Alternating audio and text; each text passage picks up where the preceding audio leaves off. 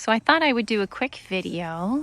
It's been a while since I've done one, and I'm going to show you how I label my seeds and what I do. So I always use Excel, and I do a little spreadsheet, and I have two of these. I have an indoor one and an outdoor one because this one gets yucky and moist and dirty, and I can write on it if I'm switching things around or if I've completed things.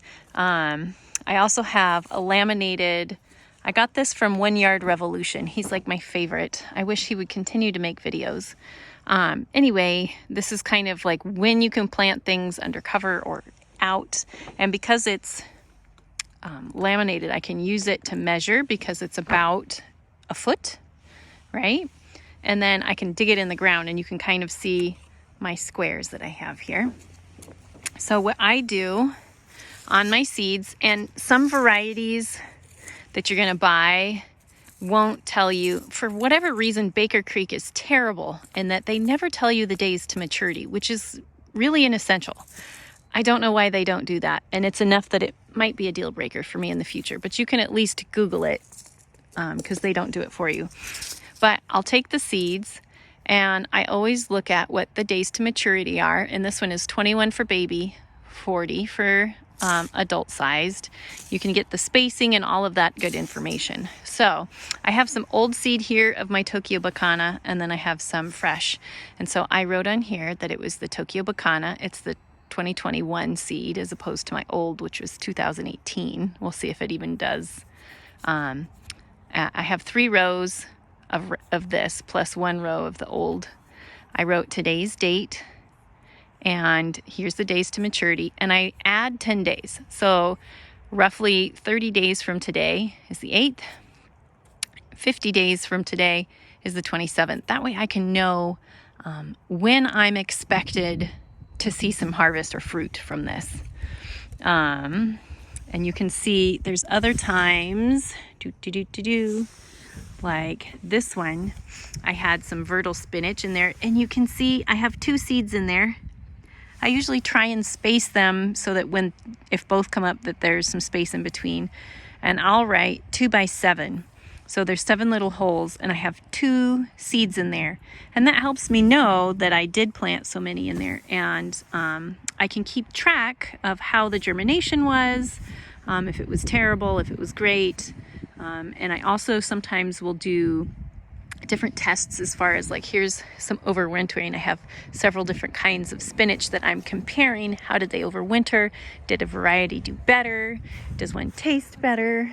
And in my onions, I'm already noticing, I don't know if I got a bad batch, but the Globo onion I got, I think it's Baker Creek, has at least 50% less germination than everything else. So anyway, I hope that was a good little tip. Happy gardening, and I hope you guys have some good things coming up. I think I'm going to add one more thing. These are my favorite gloves in the winter. They're fleece lined and they're really warm because it's barely March. It's really cold. Now you don't have the best specificity in your fingers with them, but it is good. I like this little Grove metal tubby because it wiggles really good and it's solid. I didn't like Grove very much. I quit using them, but I like the tubby. That's all I really liked from them. I don't know if you can see, I got this little divider off of Amazon, and I may put that wall or poster tack underneath just so it doesn't slide around. These are the markers that I use to write on my tags because even Sharpie Extreme fades in the sunlight. So you have to have something that doesn't fade. Otherwise you won't be able to read your Sharpies or your marks. I have a regular pen in here. I have a little half teaspoon, and then I believe this is an old tablespoon scoop. Sorry, my aim is terrible. There's a tablespoon scoop, and this one actually has a teaspoon in it too. I don't know if you can see. There we go. I have a little notepad. I have a little mini dibber or dauber, whatever you want to call it. I use this for kind of making my lines or the holes, depending if I need fine or large. I have alcohol wipes for my snips, my pruning shears, my tags, and then this is not how I store my seeds. This is how I pull out the seeds I'm planting today. You know, so that I have I know what to do, and I can combine that with my little garden plan, and it just kind of makes everything streamlined.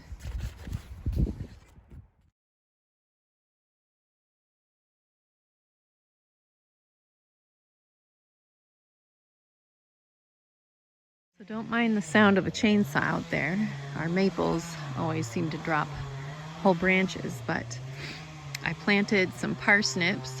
I don't necessarily recommend this. I'm doing experiments. This is my science project. You make a hypothesis and then you see how it works out.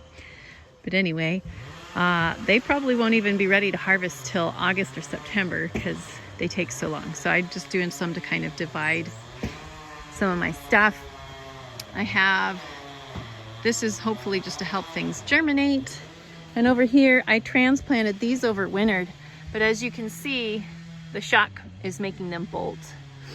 And I was just looking to see of starting things outside versus inside. My Silverado chard, which always does really well. Let's see, can I find it?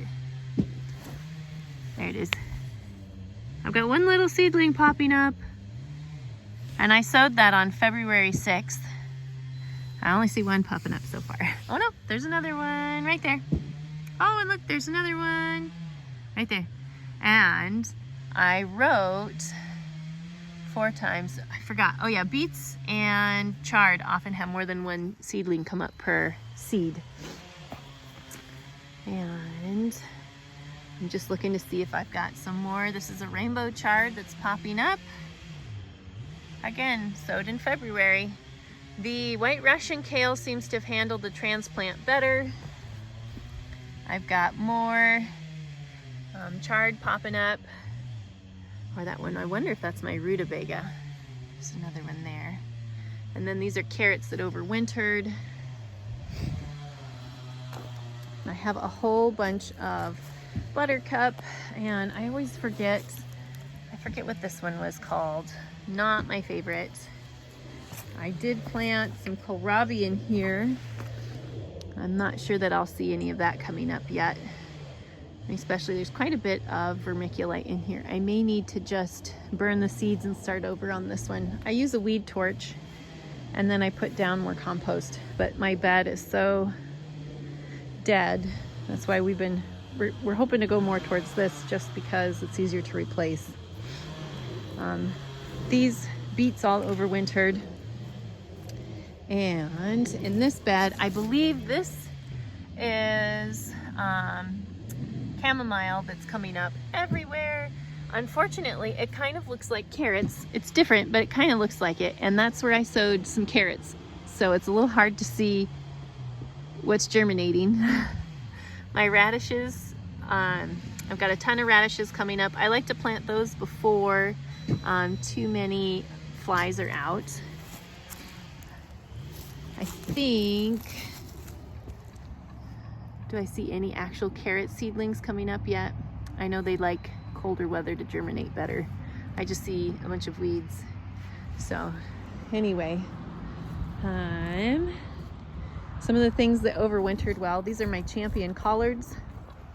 These ones tend to do a little better with pests than others. I have Claytonia, prize pak choi. These are different types of spinach. So Bloomsdale long-standing spinach. And then where was my stick got moved for these. Which one was that? Was it this one?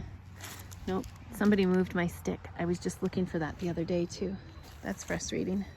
But these all overwintered. Claytonia, and I had one romaine that didn't die.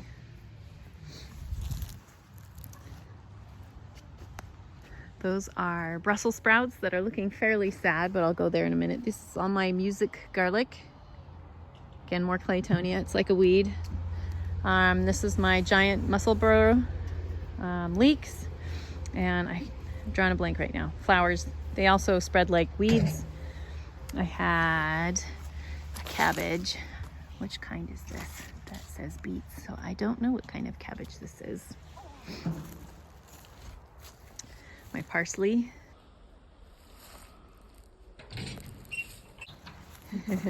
My Red Express did not do well. This one is a Brunswick cabbage that overwintered. These are my turnips, which definitely were sad from the frost, but they're not dead. And then my beets, with all the stuff, it's hard to see where my sticks are, my little labels. And there's some more that we harvested from. But these are my Brussels sprouts. The kids have been eating them, as you can see. So they're honestly probably just I'm gonna just pull them out. Anyway, that's what we have in our garden.